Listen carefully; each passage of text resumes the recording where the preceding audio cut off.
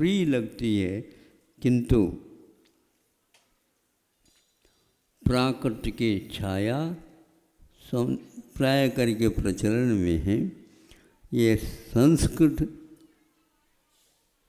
प्राकृत की छाया मानते हैं, लेकिन आजकल वह प्राकृत को भी नीचे रख करके संस्कृत में ही उसको लिख देते हैं। इसका अर्थ ये है, प्रकृति रूप में प्राकृत है, इसलिए उसको अनादि अनिधन अथवा केवली भगवान की वाणी के रूप में स्वीकारा है, पहचाना गया है और उसको हमेशा हमेशा उपयोग में लाते हैं। आपको सोचना चाहिए, देव से इसलिए बचते हैं हम क्योंकि उसकी छाया हमारे ऊपर पड़ न जाए। ये समझे, देव से सब लोग डरते हैं, कौन नहीं डरता? हाँ, सब लोग डरते हैं और उसी देव से सब लोगों को डरा भी देते हैं। और वो डराने लग जाते हैं तो उनको ऐसा लगता है ये कैसे कितने कमज़ोर है। यदि आप देवों को डराना चाहें तो हाथ में माला ले दो, एक एक मुनि खिसकते जाओ तो हाथ जोड़ करके कहता है आपको क्या चाहिए बता दो।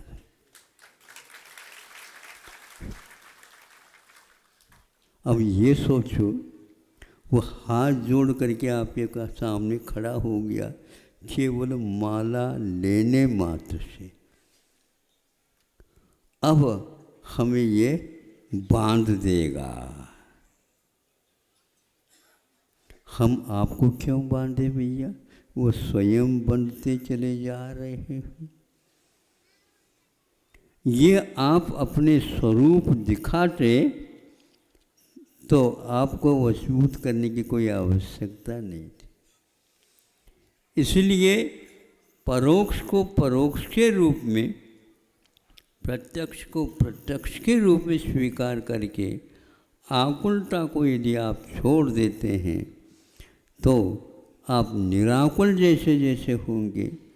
कोई भी व्यक्ति आपके पास आएगा लेकिन डरेगा नहीं, न ही आप उनको डराएंगे और न ही वो आपसे डरेंगे, क्योंकि आपने एक ऐसी छायादार वस्तु को हाथ में रखा, उसके कारण वह सब सामने वाले देव भी डरते हैं।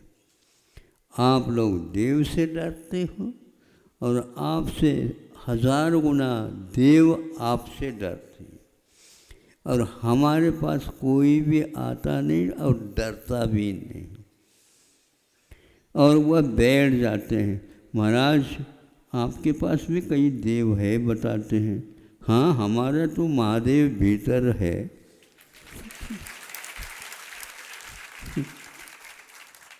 उससे क्या डर है? महादेव तो हमेशा पूज्य हुआ करता, महादेव है।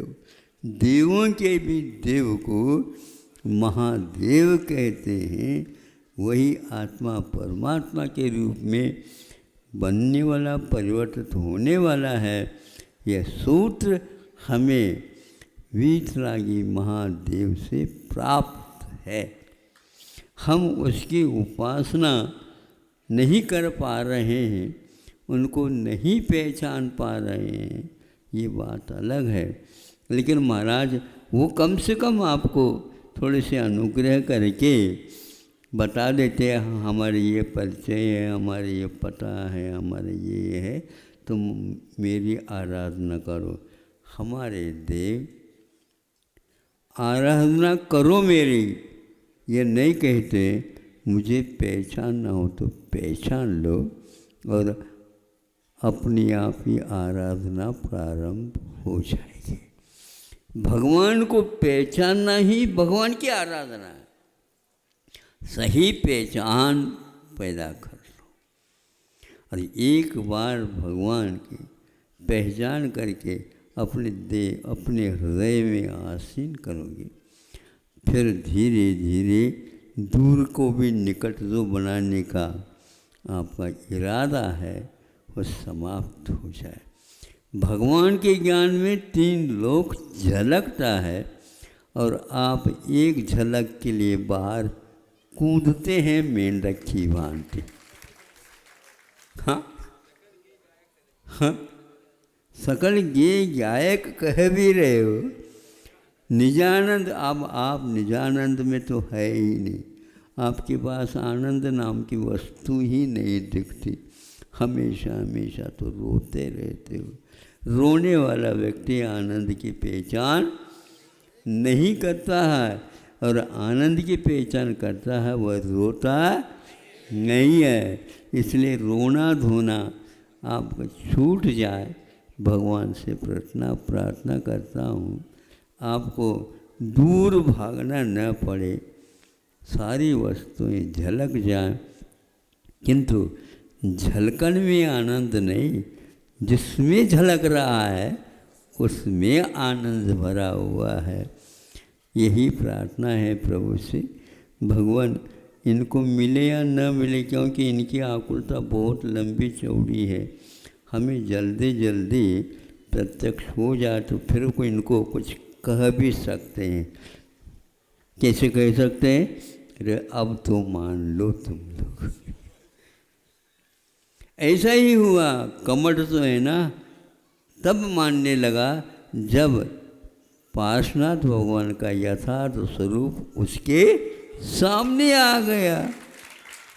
हाँ, नहीं सुन, उसकी प्रतिलिपि है, बिंब है, उसके माध्यम से हम अपनी आत्मा को उसी रूप में स्वीकार करना प्रारंभ करते। ये ऊपर तब तक के लिए है जब तक हम अपने आप को उनके रूप में, अथवा वो हमें उनका जैसा स्वरूप है वैसे दिख जाए, यही एक प्रतीक्षा है।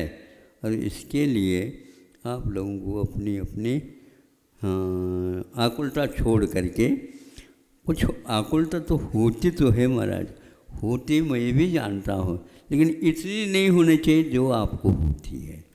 हमें भी होती है आकुलता, हमें भी है, और दूसरे की अपेक्षा से भी हमें आकुलता होती है, पर यह इनका पहले कल्याण हो जाता कि यहाँ पर भीड़ कम हो जाए। अहिंसा परमो धर्म।